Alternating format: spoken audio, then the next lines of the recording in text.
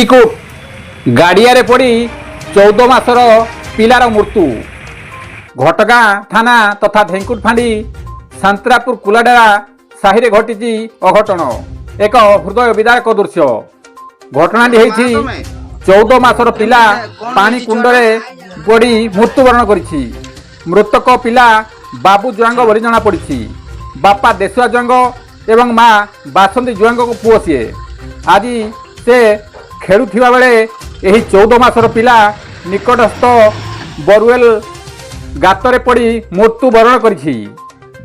ଖବର ପାଇ 108 ଆମ୍ବୁଲାନ୍ସ ଯୋଗେ ତାକୁ ଘଟଗାଁ ଡାକ୍ତରଖାନାରେ ଭର୍ତ୍ତି କରାଯାଇଛି। କବୀନ୍ଦ୍ର ରାଉତ ଏବଂ ମନୋରଞ୍ଜନ ଦାସଙ୍କ ରିପୋର୍ଟ, କେଡି ନ୍ୟୁଜ୍ ଓଡ଼ିଆ।